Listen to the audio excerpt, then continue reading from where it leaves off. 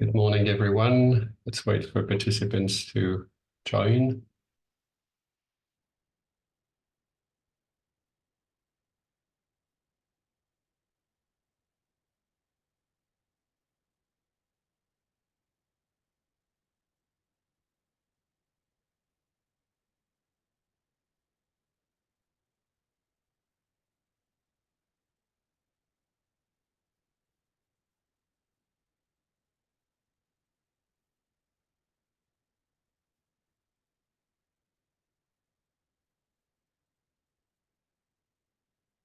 Okay, well, I think we can get started. Good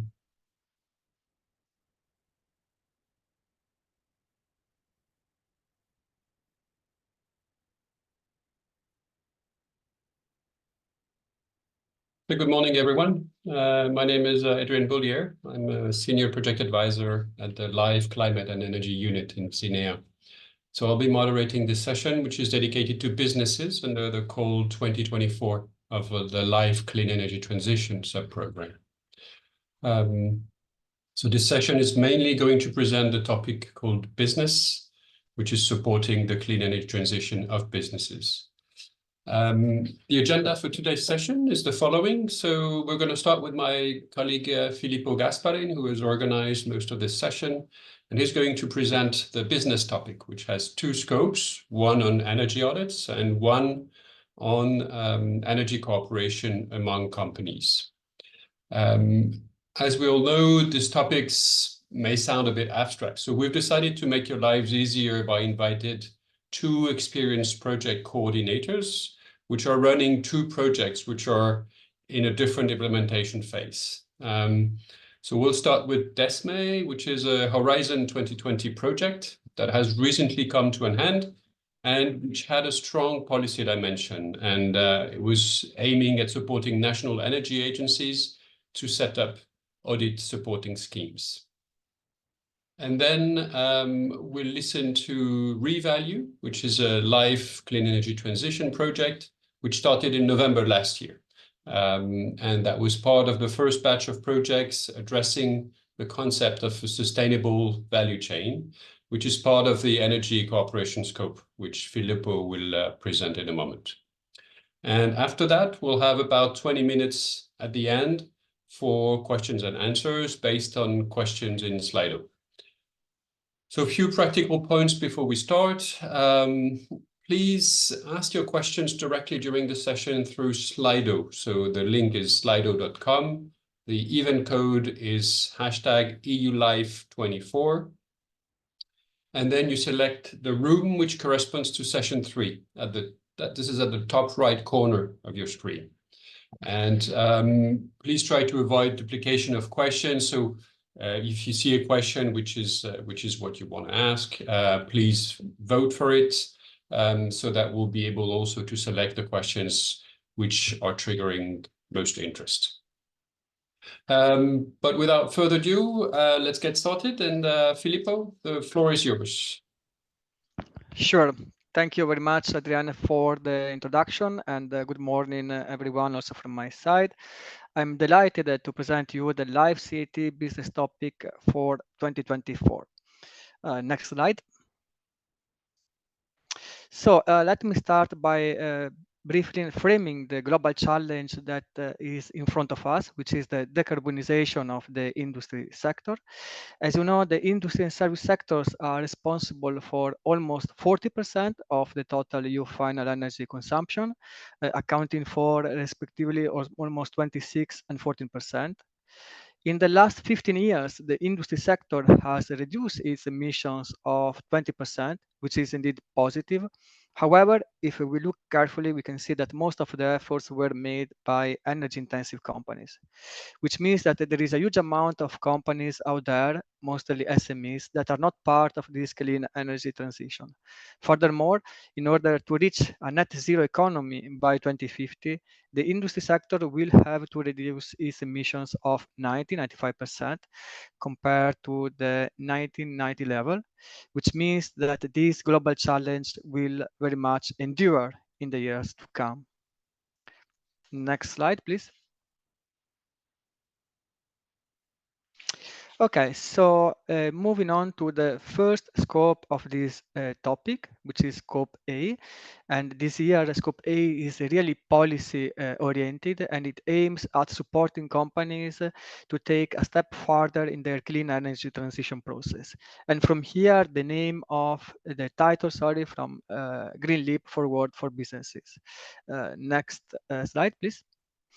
So as I mentioned, scope A is very policy oriented, and it must be framed into the latest policy development at the European level, and most notably the recast of the Energy Efficiency Directive, which was part of the Fit for 55 package, which is one of the legislative packages underneath the EU Green Deal.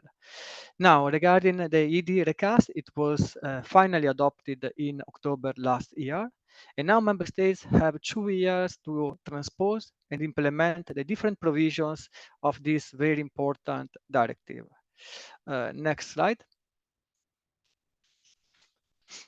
If we look at the provisions that are more relevant for the industry sector, and therefore those dealing with the energy audit and the energy management system, we can see that the new Article 11 will introduce a completely new approach compared to the former Article 8, which means that now the companies that will fall under the premises of this article will be selected based on their energy consumption and no longer based on their turnover and size.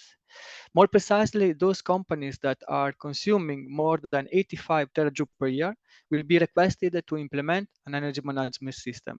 Whereas those companies that are consuming less than 85 but more than 10 terajoule per year will be requested to either implement an energy audit or an energy management system. In addition to that, the Article 11 foresees that the recommendations from the energy audit shall result in a concrete and feasible action plan that shall be made public along with the implementation rate of each and every measure. This is to increase the transparency of the whole process. Next slide.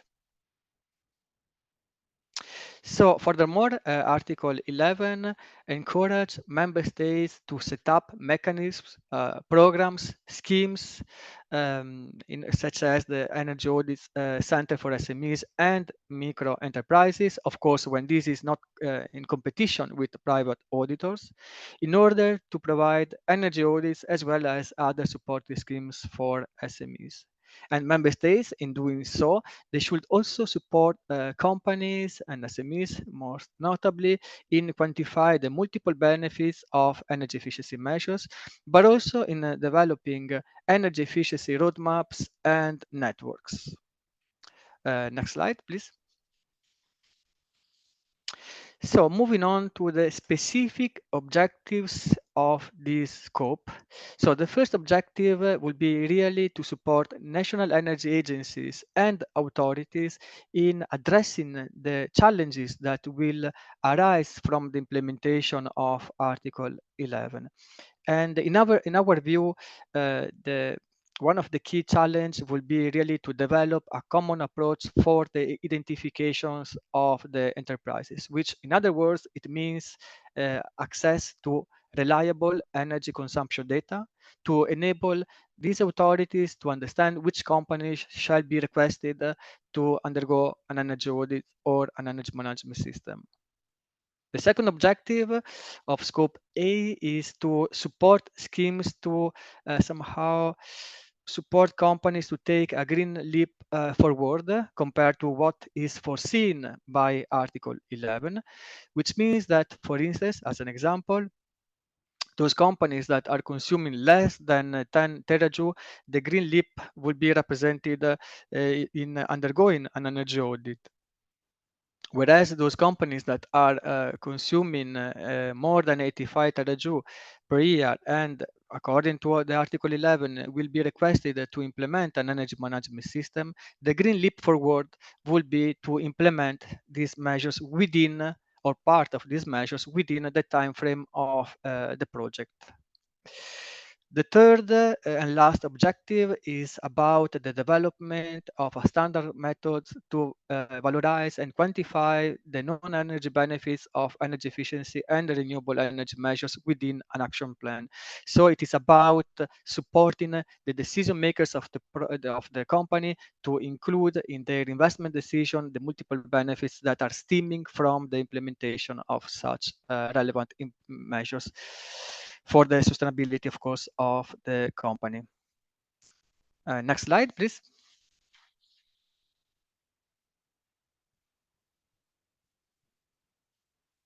Okay, thank you very much. So this is a list of indicators that will be used to assess the impacts that are going to be claimed in your proposal. So as you can see, the indicators are split in qualitative and quantitative. For qualitative, we have the implementation of EU energy legislation, harmonization and sharing of best practices, higher uptake of the energy efficiency and renewable measures. Whereas for quantitative, we have the number of relevant stakeholders, number of national and regional ecosystems supported through for energy management systems and energy audits, implementation rate of energy audit recommendations, and number of energy auditors using improved energy audit methodologies. Then we have four additional KPIs that these are really cross-cutting, meaning that all the topics of the live CET will have to report on these four important indicators, which are primary and final energy savings, renewable energy generation, reduction of greenhouse gas emissions, and investment in sustainable energy, of course, triggered during the time frame of the project. Next slide. So these are three H2020 projects that are really policy oriented. So in case you are considering to submit a proposal under the scope A, we really advise you to have a look at the content and the deliverable of these three important projects. Later on, as already Adrian anticipated, the coordinator of the DESME project, which is a project that came to an end quite recently, will present you the key recommendations and lessons learned from the project. Next slide. Okay, so now moving on to the second scope of this topic, which is scope B, and it is unchanged compared to the previous year. So it is about fostering energy cooperation among companies. So next slide. The aim of this scope is really to foster the market uptake of energy efficiency measures and renewable, and of course heat pumps whenever relevant, through the development of collaborative approaches among companies that are either operating in the same value chain or that are in proximity. And the idea behind is that sustainability will enable companies to generate an increase in value for the society because they are contributing to the achievement of the EU Green Deal objectives.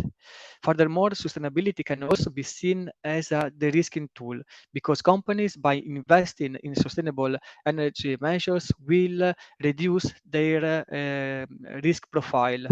So, for instance, they will reduce the risks of being exposed to energy price volatility or the risk of having products, technologies, services that are not purchased by the market because they have a such negative impact on the environment, especially now in an increasingly environmental friendly marketplace.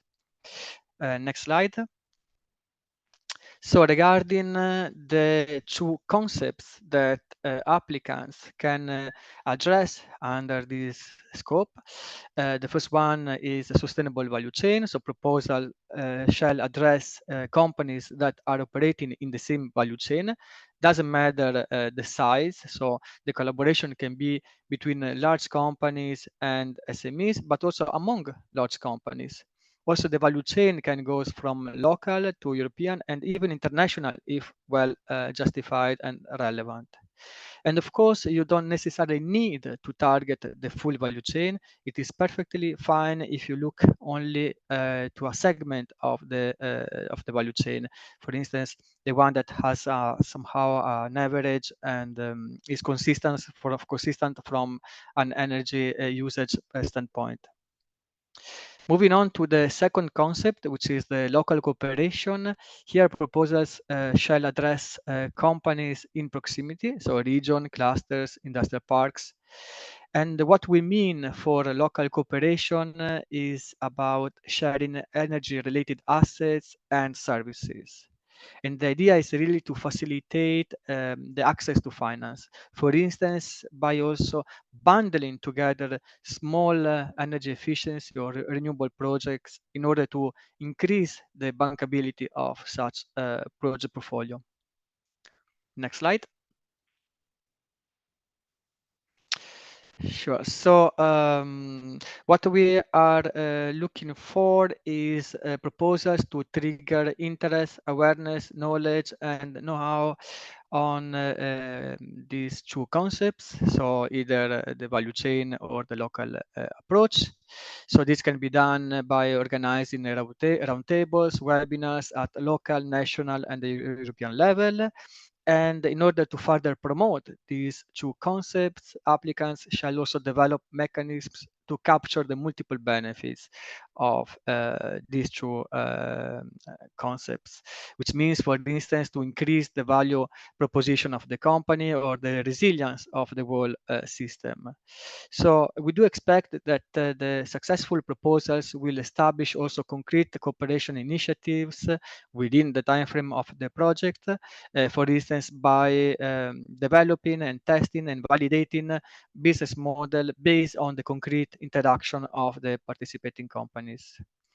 Another important aspect is about the development of benchmarking and monitoring mechanisms to really support the different decision makers at local, regional, national, and the European level to keep track of the evolution of the business sector toward the achievement of the EU Green Deal objectives.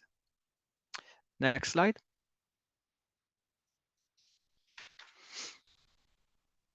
Okay, so also in this case, there are a list of indicators, qualitative and quantitative.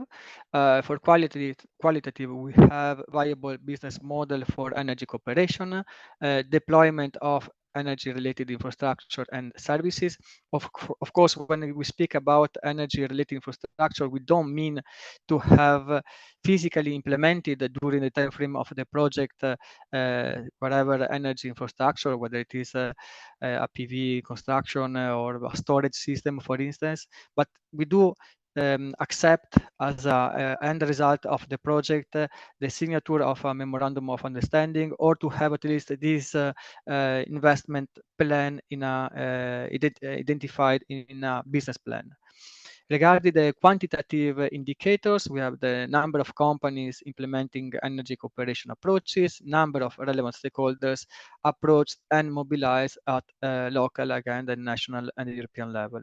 Also, in this case, as I mentioned, we have the additional cross-cutting KPIs, so primary energy and final energy savings, renewable, greenhouse emissions, and investment in sustainable energy. Next slide, please. So these are a list of the first batch of live CET projects addressing the concept of value chain. These projects have been founded through the live CET call for 2022, and they started a few months ago. So the coordinator of the Revalue project will provide you an overview on the key expected results of the project later on during this session.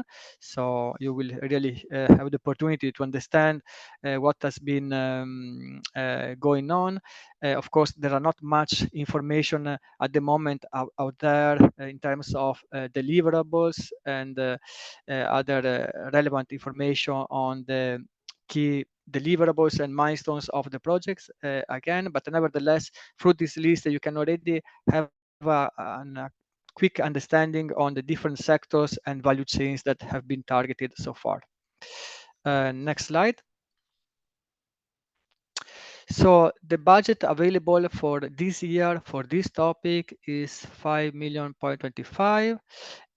and the expected EU contribution per project is around 1.75 million. So we do expect to finance ideally 3 projects. As you know, the funding rate is 95%, and the average project duration is usually 3 years, so 36 months. But of course, nothing prevents you from requesting a different EU contribution and or a different duration, provided that is clearly justify in your proposal why you want to have a different, let's say, amount in terms of perhaps planned activities and so on. Next slide. So in this slide, there are few recommendations on key aspects that should be keep in mind while preparing a proposal in order really to put forward an excellent proposal. So really make sure that the strategy to engage energy agencies for scope A and companies mostly for scope B is realistic and credible. So for scope A, you really need to have either energy agencies as part of the consortium, or at least have their commitment through letters of support. For scope B, you don't necessarily need to have companies in the consortium. It is enough to have multiplayer organizations or the relevant letters of support from, again, from companies and different organizations. Also make sure that the sustainability of the project is convincingly addressed. So already think at proposal stage how the action will continue after the project duration. And also please take some time to prepare the baselines, benchmarks, and assumptions that you will be using to calculate the expected impacts.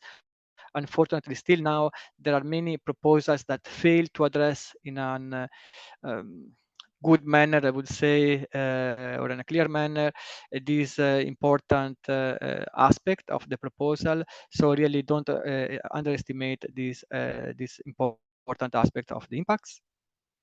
In case you are creating synergies with existing projects, please let us know what is in concrete the synergy about, the cooperation about, if it is the reuse of a deliverable, or if you are going to use part or the whole of a methodology that was already exists. So I really try to explain these aspects, and also try to think on how you can establish connection in case your proposal will be selected with relevant like-minded organizations such as Senelec, in case you are planning to develop a standard methodology, or with the Enterprise Europe Network as an example.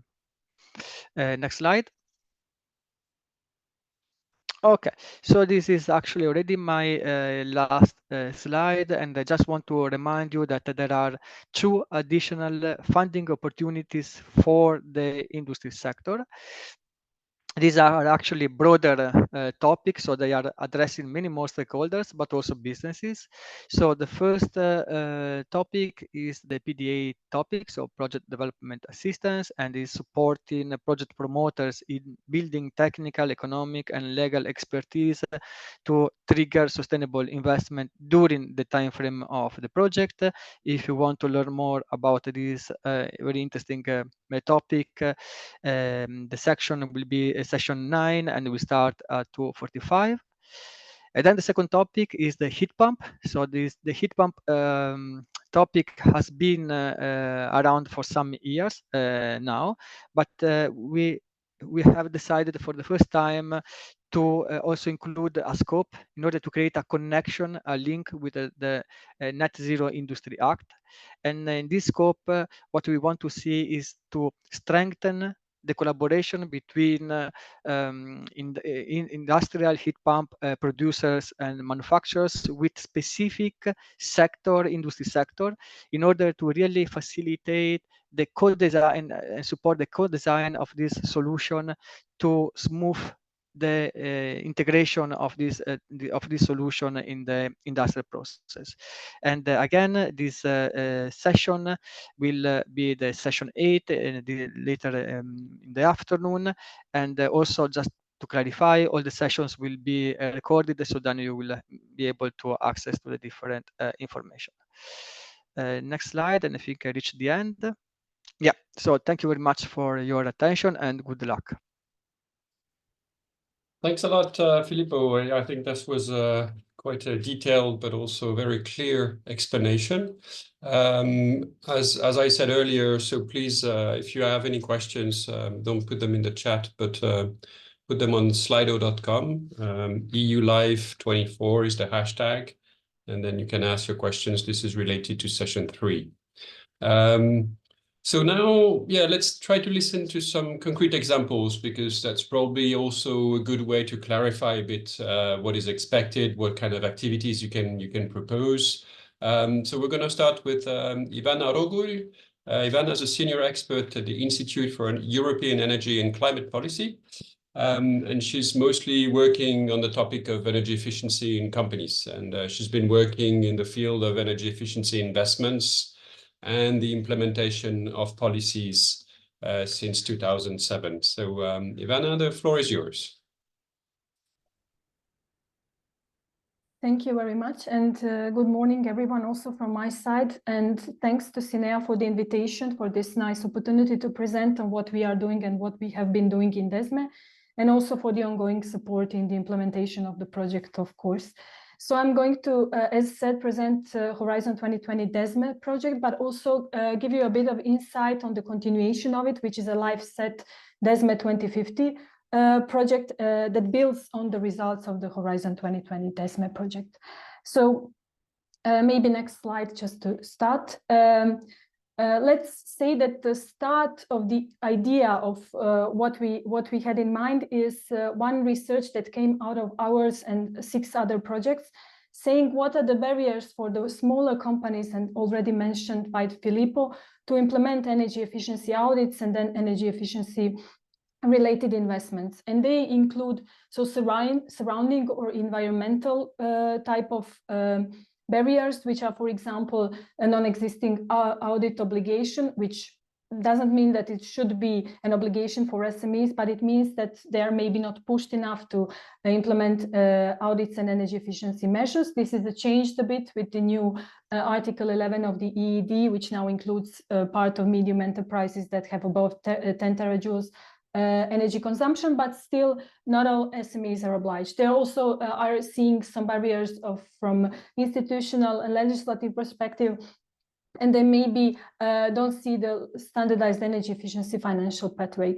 From the financial side, it's lack of finances and limited access to finances. That means that some financial institutions consider investments in the smaller enterprises higher risk than investments in the bigger enterprises, which is a kind of a barrier to smaller enterprises to approach energy efficiency related investments.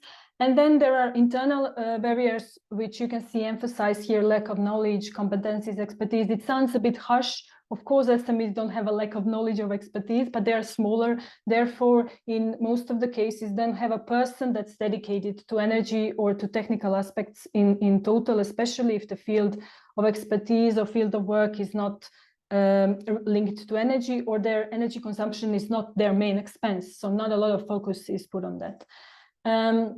And as drivers, there have been many drivers seen from many projects, and you can see by the size of the letters or the emphasis of the letters which were seen as most relevant drivers in most of the projects. And with them, you can see the importance of non-energy benefits, but also like one-stop shops, financing mechanisms, and other drivers that are relevant for SMEs. Maybe next slide, please. So we also looked into the challenges from the perspective of the national authorities. You can see which national authorities were involved in the interviews and meetings in the beginning of DESME project. And you can see here that they have limited sources for transposition of the EED directive and Article 8 or 11 now, especially because in some cases, especially for smaller countries, there is not a lot of personnel dedicated, especially for energy efficiency in companies. Then there's sometimes have a problem with identification of companies that are obliged to implement either audit or energy management system, even with the old obligation related to the size and the type of the company, or with the new when they are now still developing the ways on how to identify the obliged companies, especially if it's a large multinational companies that has different ownerships and so on. They also have problems with ensuring compliance. There is a kind of a, let's say, balance between finding companies and motivating them that national authorities are going through. And then there is a kind of a question of the quality of audits in some countries. In some countries, there is a well-developed check of the quality by sampling or by any other method, and in some of the countries the quality of audits is questionable from the perspective of national authorities and sometimes from the perspective of the companies, which brings the new kind of problem. There is not a lot of only 36% of the countries, you can see here from our questionnaire, monitor the uptake of the measures. So it's not clear in some cases if you even do the audit or you implement the energy management system, is there a type of a place where you can report that you really did invest in the measures that are following the audit. So this is also kind of a challenge. And then for the SMEs, specifically a guidance, how to provide guidance to SMEs. You always have to take into consideration, the first slide from Filippo is that the number of SMEs and the consumption of energy, it seems to be a kind of a challenge to the national authorities, because there is a lot of spread of energy consumption between a lot of SMEs. So it's very hard to kind of monitor and to guide this different type of companies and this amount of companies.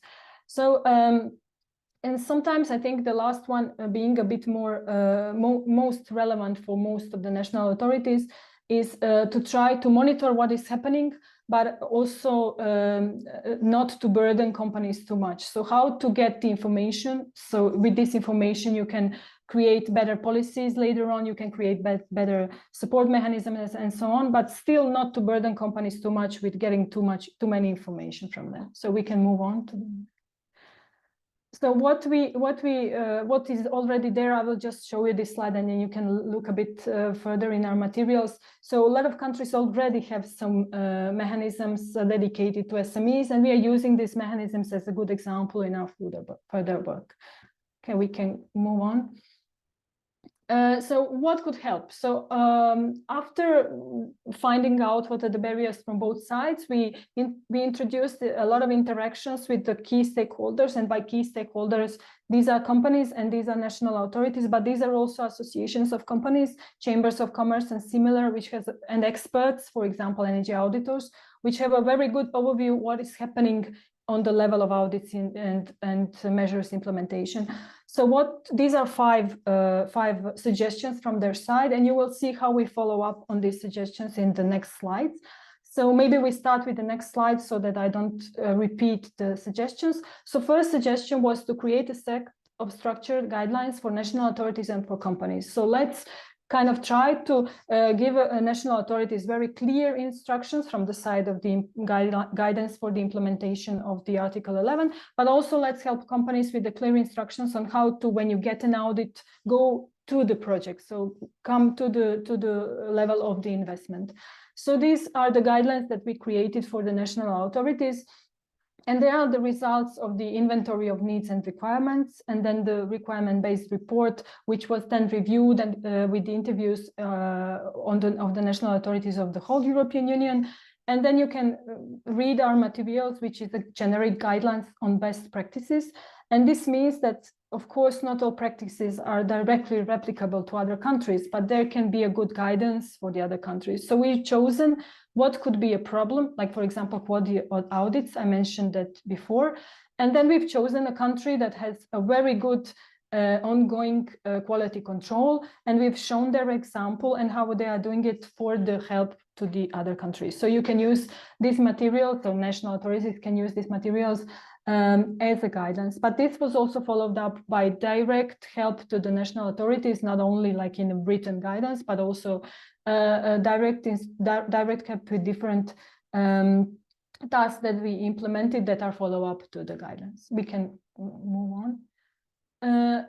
Also, we set created a set of structured guidelines for companies from the audit to investment. You can see here there are many steps in these specific guidelines, but they're following on what is happening from when you are trying to see what could be an investment in energy efficiency in your company, like a kind of a walk-through audit, to the point where you are going to the bank or going to another type of investor and trying to find funds for the investments in your energy efficiency projects. And this is the guidelines, but also the trainings on the basic level. This is the training for the company management on how energy efficiency and multiple benefits deriving from it are relevant for the company. And then also the training for the technical personnel or the accounting personnel, if there is technical personnel involved in the smaller company, on how to calculate and integrate multiple benefits in the cost-benefit analysis of the project in the company, and how to then approach the further on the investors and start investments. We can move on to the next slide. Okay, so what we are now trying to do is also, you can see here the steps we went through. So walk-through audit and integration of energy management system and audits, integration of the business model, the energy audit and multiple benefits in the business model. Now we are trying to go one step further and see how the energy efficiency and energy audits are linked to the cost-benefit analysis. And then when we do the cost-benefit analysis, we are trying to connect them to the sustainability reporting. This is linked to, let's say, decreasing the amount of work that company has to do to monitor all the aspects of the energy consumption and all the aspects of the sustainability. And then we are helping companies prepare their project for financing, and we have a financial board that's evaluating the values and the risks of the projects to see how to properly prepare the project for financing. We can move on. Of course, you see number 2 here was to inform the companies of non-energy benefits. I will not go through this because there's a lot, but there is a huge number of production and environmental, social, marketing, and so on benefits that are very relevant for the management of the company, and that can translate the aspects of the audit and the aspect of energy efficiency to the whole, let's say, whole business of the company. We can move on and I can show you how we did that. So we can move to the next slide. So we created a business model canvas integration of multiple benefits. We are starting from the business model canvas, which includes all the aspects of the business model, and then doing the business analysis of the whole company, and then energy audit and environmental analysis, multiple benefits deriving from the energy audit, and then going back to the business model canvas, saying to the management, okay, this is the way that energy efficiency is influencing your whole business, not only savings of energy and money. So we can move on. And you can see some results here. This is the example of results from DESME from the companies in Bulgaria. There was energy audit and energy management system integrated with multiple benefits done in 13 companies. And you can see what multiple benefits have been shown in this audit. So increased productivity, introduction of new green products and services, improved maintenance, quality, safety, acquisition of new customers. This is super important for the smaller companies. If the whole supply chain is asking for sustainability, especially the larger companies in the chain, it's very important for small enterprises to follow on this practice due to their market position, and increase customer satisfaction, because there is a part of the consumers that are interested in having sustainable products. And you can see below how the business model advanced with these aspects. So with the value proposition, changes of the key partners, as I mentioned. So some consumers and some suppliers are interested in cooperating with the companies that are sustainable, and changes in the cost structure. So especially that some things are straightforward, like lower energy bills, but also lower use of materials, lower operational maintenance costs, and so on. So we can move on. This also showed, this is also integrated in the cost-benefit analysis. So you can see what was mentioned in the presentation from Filippo. We are cooperating a lot with SEN and SENELEC, because we consider that standards are important for the implementation especially in companies, so for the implementation of the policies in companies. So we are trying to align our tool for the cost-benefit analysis with the Valery standard. And then we are also cooperating with CEN and CENELEC to integrate the multiple benefits aspects in the valuation of the energy efficiency projects. And you can see our tool that we are still working on, but it's usable, but we are still integrating and trying to quantify and monetize additional multiple benefits of energy efficiency investments. We can move on. And then you can see here a calculation, an exemplary calculation of how you can differently evaluate costs and benefits of a project if they do include multiple benefits and if they don't. So results sometimes from a negative cost-benefit analysis of an energy efficiency investments. When to integrate things like productivity changes, this becomes a positive value. So it's very important that the companies are aware of the fact that energy efficiency is not only energy savings. We can move on. We are now, as I said, trying to also link it to ESG indicators, because investing in energy efficiency also means positive social impacts, positive environmental impacts, improved governance, and so on. So we are trying to integrate energy auditing into the alignment with the reporting standards for the sustainability, so FREX standards. We can move on. And the fourth point there, if you remember from the slide of the stakeholder suggestions, was to try to show companies the benchmarks. So to try to show the companies how they are working in comparison to their counterparts on the market. So similar companies, similar size, same sector. And this helps companies a lot to see if they're efficient enough, if their costs for energy seem to be higher for the same production, if they're not using what is available on the market in regarding energy efficiency renewables, if they're not having some kind of standards integrated which would help them with work. So we are trying to benchmark a lot of companies in different countries to say, okay, this can help you to see where you are and maybe motivate you to go one step further to kind of catch up with other companies in your sector. And we can move on. And the fifth aspect or fifth advice from the stakeholder group was to try to find a place, a hub, an information where we can put everything in one place, where we can cooperate with other initiatives and associations, just to kind of ease the lives of the companies and SMEs to come to one place to find information, not to go to many places to find different obligations and information. So we are starting also working on that. First was we are doing a lot of research on barriers and strategies in the engagement of SMEs in the support projects, because this is one of the major barriers in the implementation, is how to get SMEs on board, how to motivate SMEs. And then we are also developing materials on the opportunities of funding, on the opportunities of capacity changes. And we are cooperating, as I said, with multiple initiatives, because then in that case, when a company or a national authority approaches one initiative, they're actually approaching a whole aspect of information, let's say a bunch of information that are linked, and then this would help them a lot with the implementation of their investments in energy efficiency. Maybe we move on.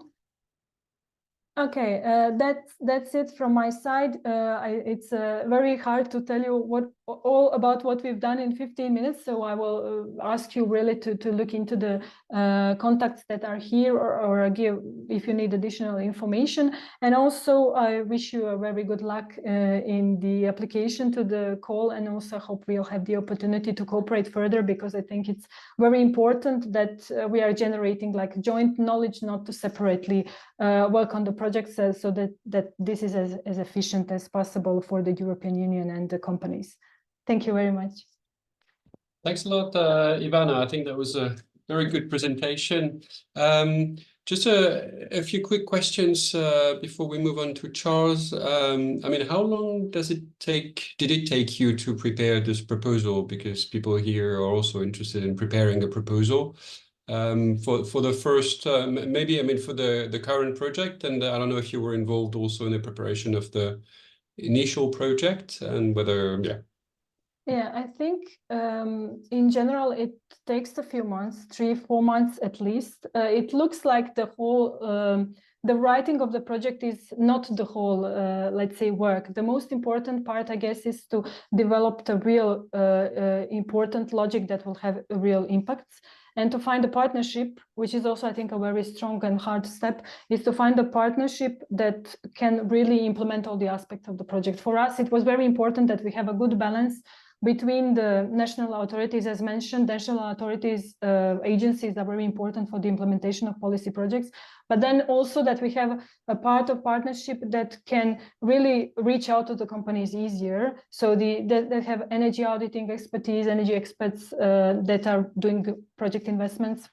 But we also have someone like research institutes like us, for example, that can move things a bit further policy-wise, so that can gather all this information and then give them to the companies and give them to the European Union, let's say it like that, to kind of give inputs for the further development of the policy. So I think it's not just the writing the proposal, but all this work prior to coming to a real like writing, it takes a few months.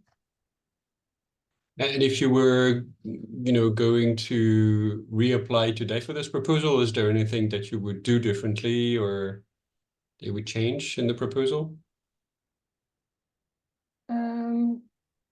Yeah, when we were doing the first, I can tell you that when we are doing the first proposal and maybe also DESMA 2050, it's sometimes hard to predict how the companies will react, how much interest they will have. So I think that's very important if you're going on sectoral level, or if you are dealing with specific national authorities and specific countries, to find out before you start writing the proposal or what are their major interests. And what aspects of, you can see in the part of the project, we are dealing a lot of finding out what are the problems. But now there are some things are already available from our materials. So if I would be someone else writing, I would say, okay, let's read what is really bothering companies and national authorities and start from that. And that would help you then to say, okay, we answer these needs very directly. We don't go again trying to find out how to approach them, because I think that was the major kind of obstacle, trying to find how to approach the companies with the real answers to their needs. Thanks a lot. Thanks a lot, Ivana. Thank you. Okay, we're now going to turn to Charles Buttigieg, who has the post of Chief Policy Officer at the Energy and Water Agency of Malta, and he has a special focus on promoting energy efficiency, renewable energy, and water conservation among all consumers. Charles has been involved in the energy market since the mid-90s, and he's going to present to us the Revalue project. So Charles, the floor is yours for about 15 minutes.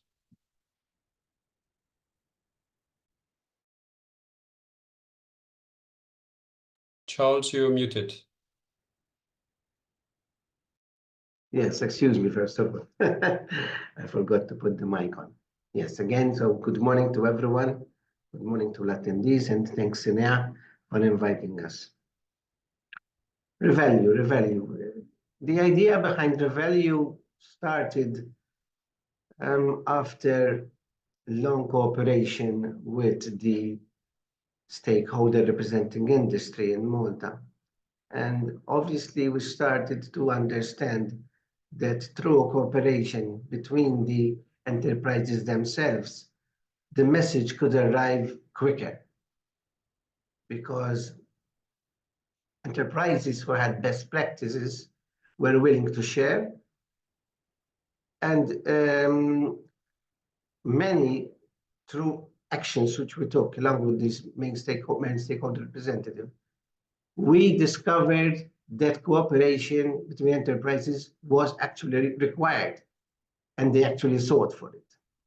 And so we decided to create Revalue, which actually stands for giving value to renewables and energy efficiency. Can you move to the first slide, please? Thank you.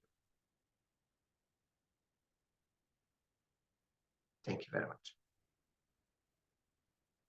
So that is the idea. The idea was we chose an ACE, which is food beverage and transport sector related, obviously, to the food and beverage manufacturing, so that we could concentrate on this value chain and provide as much cooperation and create this value chain in this sector. That is the idea. This picture here is of our first meeting in Malta of the project partners. The project partners, which again, like my previous colleagues have said, is very, very important, the creation thereof. Maybe we can move to the next slide. Yes, we are eight, excuse me, in this team, which is made up of various type of enterprises and bodies that you can see. We are 2 energy agencies, us, Malta, and Greece from Greece. We have 3 stakeholder representatives, that is chambers, one from Cork, the Portuguese and the Maltese. Then we have 2, let's call them experts bodies on transport, which are EXLA from Belgium, which is the representative of the Cold Transport Association, and UniBS, which are an enterprise that is expert and leading expert, as I called it, in transport auditing. But of course, thereafter, we wanted also the enterprise to be part of the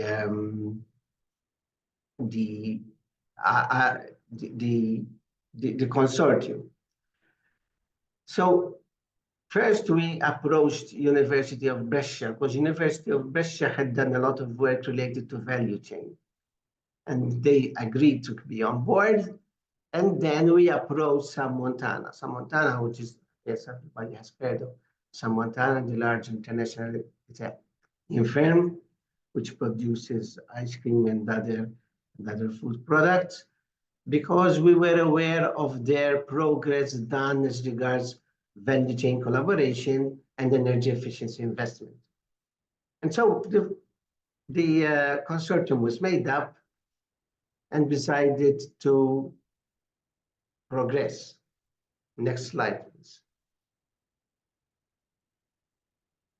So the idea is to have 4 main points where we would concentrate.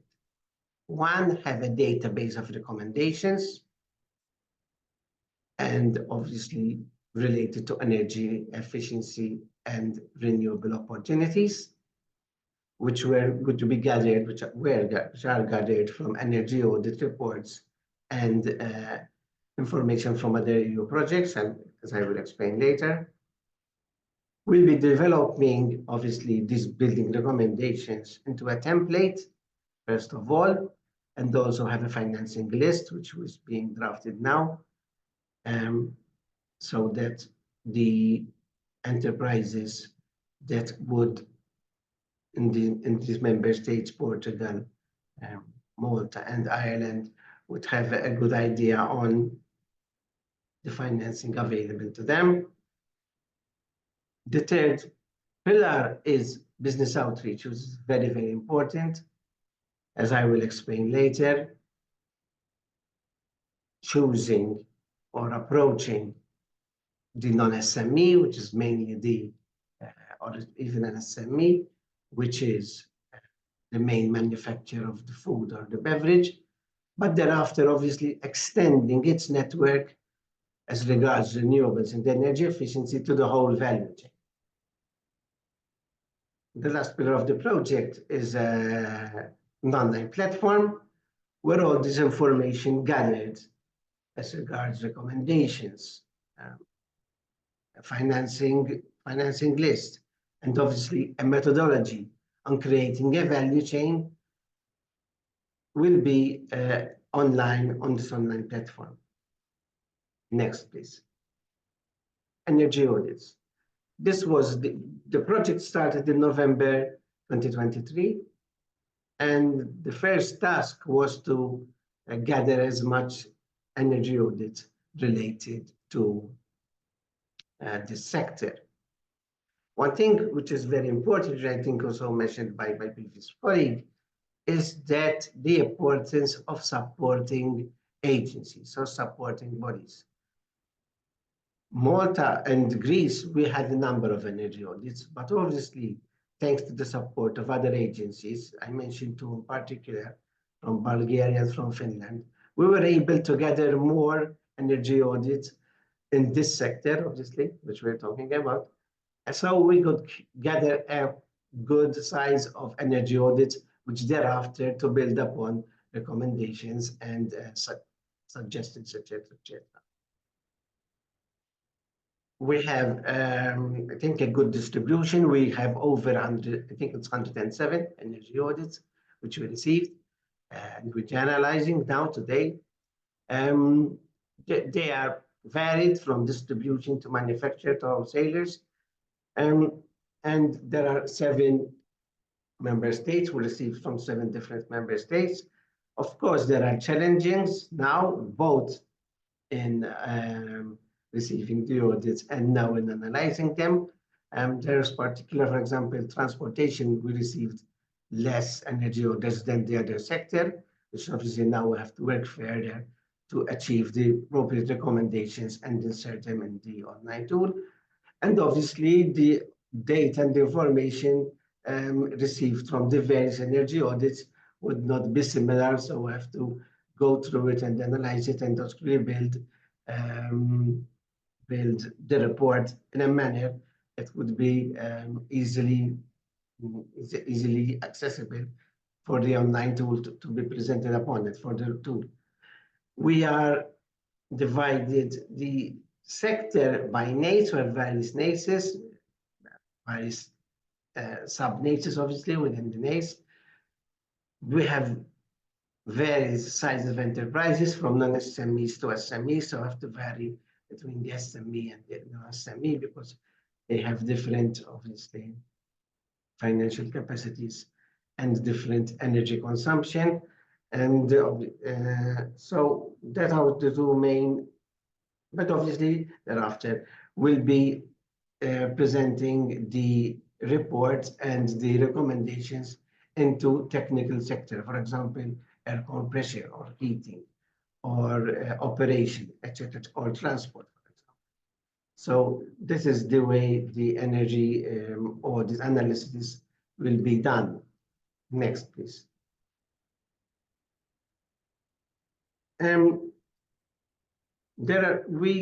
part of the project, we also were aware that a number of projects had already been done as regards energy auditing, for example, maybe not specifically the food or beverage manufacturing, but on energy auditing and presenting recommendations, etc., etc.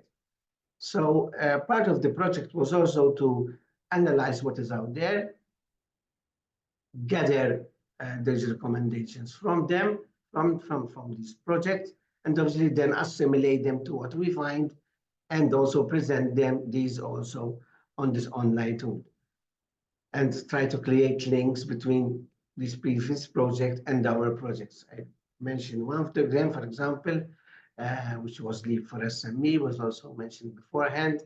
I mentioned EE for SME. There are other projects, actually found 10, which we would actually relate to, and they had good technical recommendations. Some of them had toolkits, business cases, financial models. So we're going to create, have all input as much as possible into our report that was created beforehand from these EU projects. Next, please.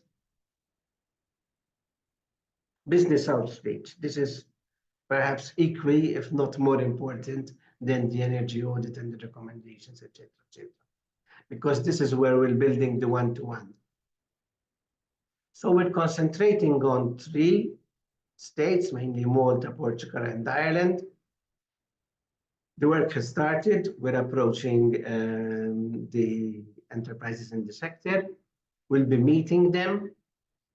We'll be discussing with them to create this value chain collaboration. We're calling it Coalition of the Willing.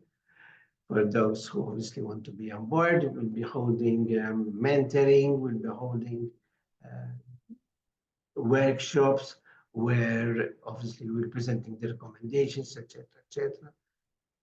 So now we are at the stage that we're starting the meetings with the enterprises. Hopefully, we come to the final stage in the coming year or two, where agreements will be set up between the whole value chain, how the whole value chain can then improve through obviously the investments in energy efficiency and renewables. Next, please. Thank you. Here I obviously we have, as I said in the previous slides, we have someone on board who could help us. I have this a lot. We have the University of Brescia already have done a lot of work, both through this project and previous projects regarding value chain. Here I bring an example of obviously the value chain in the ice cream production, which is I think is worldwide. That's something which worldwide and I think can be copied not only in Malta, Ireland, and Portugal, but I think thereafter when we finalize it and present it in our reporting and in our website can be looked upon by all who are interested. Next, please. The online tool. As I said, one of the pillars of the project is to present everything when we finish on an online tool. There will be the energy efficiency and renewable recommendations for the sector and provides knowledge, obviously, and examples of value collaborations, which we're starting now. This will be launched, I think, early next year through the work that is done now, but it obviously will be continued to upgrade it as throughout the lifetime of the project, especially as we develop these value chain collaborations. Next. And that was my final slide. That is a review, what we plan to do, what we started, and what we plan to do over the next 2 years. Here are my contacts, the contacts of the Energy and Water Agency. If anybody wants to contact us, feel free. Thank you very much. Thanks a lot, Charles, for sharing this very concrete experience in Malta and in the value chains. Before we turn to the Slido questions, I mean, can you maybe tell us a bit how you involved the market players in your proposal and during the project? How is that working? Exactly. Yes. As I said, to me, the analysis of the energy audits, yes, that is important. But the most important thing is the outreach to the enterprises. There is where we have to actually prove ourselves, prove that the project has actually succeeded, right? Through our, let's call it, through our reach out to the business on the island, and then obviously then there's Ireland and Portugal, not just Malta, because all the, what do you call them? The meetings are starting in parallel over the 3 states, but obviously there will be, what do you say, these workshops will be done in different times so that our experts can go to the 3 states, right? These experts which we identify at, for example, San Montana, at the University of Brescia, at the best practices which we find, can go visit the 3 different states. But as I said, that is the most important thing.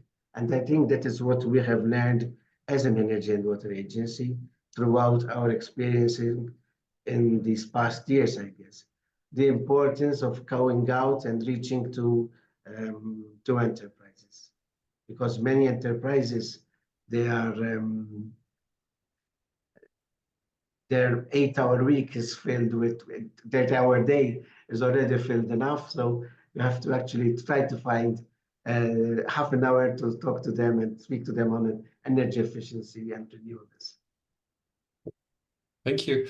And if you were to give one key piece of advice to applicants, What would that? Yes, like my previous, I think, speaker, think about the plan first, develop it properly, because then once the plan is set out, writing out your plan would be simpler than obviously inventing something whilst you are writing the plan. So I think the idea was to have a good idea, see where you want to arrive, find the good partners, as I said, and then obviously with the input of the partners, as I said, with the input of the partners, the text of the application would develop better.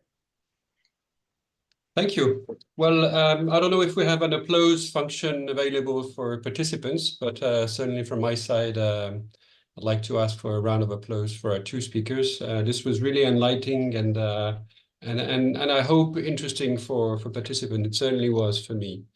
We're now going to move to the question and answer session. So yeah, as you can see on the slide here, please join in slido.com where you can ask questions. We already have a few questions. I think Filippo is going to read them out. Yeah, perhaps you can read it out, and I can take out the reply. So starting from the top, in scope B, as I understand it, does a proposal need to have three different physical sites in proximity, so region, cluster, or industrial parks, or, for example, one industrial park with knowledge input from two other countries? Yes, indeed. So let's say that we are not prescriptive on the number of pilots to be established within the time frame of the project. It is really up to you, up to the applicants to come up with something meaningful. So to go back to the question, yes, indeed, one industrial park with knowledge from two other countries is totally fine. Of course, provided that you really try to strike a balance between being ambitious and the requested funds. Yeah. And then is it possible to apply independently, or is it mandatory to have a partnership for this topic? Yeah, indeed. In order for proposal to be deemed and considered to be eligible, you really need to create a consortium with three entities, legal entities from three different member states. Okay. So, and then we have a question under scope B. Can the proposals address only the uptake of renewable energies, or must they cover energy efficiency? yeah, I mean, ideally, we would like really to see applicants addressing both energy efficiency and the renewable measures, because it is about, at the end, targeting the sustainability of the world sustainability of the company. So, of course, it is up to the applicants to decide which approach to pursue. So whether it is a value chain approach or a local cooperation, but indeed the idea is to target both. Yeah. Okay, then we have a question from Pietro Podda asking whether the list of participants will stay available. I'm not sure we're making the list of participants to each session available, actually. If that is the case, please check on the website of the Info Day, but I'm not sure. And then we have a question whether a legal entity from Moldova is eligible to receive funding from this call. Filippo? I mean, actually, I was thinking whether you would be able to reply to this question. I mean, I can reply. Yeah. So Moldova is indeed eligible for this call, for the whole live calls now, and so for this call in particular, Moldova is absolutely eligible. Yeah, indeed, and I advise applicants to have a look at the regulation. There are really a clear list of countries that are indeed eligible and can be associated. Yeah. Okay, well, if we have no more questions, then I think we're going to close. So yeah, we're going to make the recording of the session available on the CENEA website soon. It usually takes a few days, but you can find them if you want to watch them again or forward it to your colleagues or your future partners. Please also remember that you have the possibility to set up one-to-one meetings with other interesting applicants. So look for that on the website for the Life Info Day. But it's also an opportunity to get in touch with other organizations across Europe. And that will help you set up a good consortium for a project. Yeah, Filippo.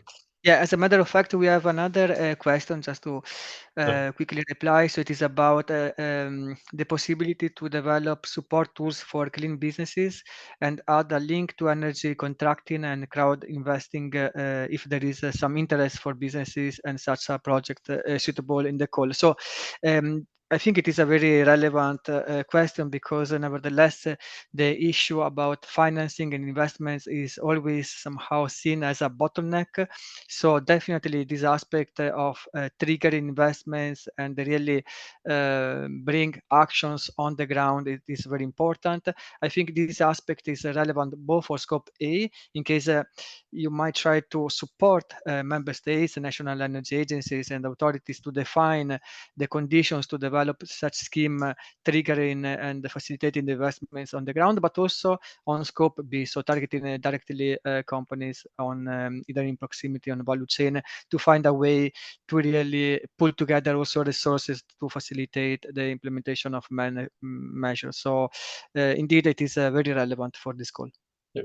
And if the real focus of your proposal is more on developing those financing schemes, then I'm happy to invite you to attend session 5 at 1:15, where I will be presenting the PrivaFin topic, which is about setting up innovative financing schemes. And so, of course, you know, a lot of what we do, there's an overlap between topics, and you have to choose if your proposal, as Filippo explained also, don't forget, if your topic is really focused on rolling out heat pumps, for example, it might be more relevant to apply under heat pumps. If it's really focused on developing an investment pipeline, then maybe the PDA project, the PDA topic is more relevant. So don't forget to look at the other info sessions.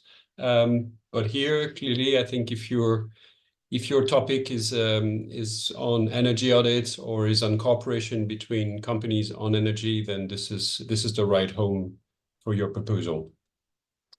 Okay, and well, unless we have one more burning question from the audience in Slido, then I'd like to thank again on behalf of CENEA our two speakers, Charles Buttigieg and Ivana Rogul. I'd like to thank also Filippo for preparing all this session, and our attendants for listening until the end, and hopefully preparing a very good proposal. We'll be looking forward to receiving that in a few months. In the meantime, if you have any questions, please don't hesitate. You have all the contacts in the, so there's a mailbox that you can send your questions to. We'll be happy to receive them and explain if you have any more questions for clarification. In the meantime, enjoy your lunch, and we'll be seeing you later for the other sessions. Have a nice day. Bye.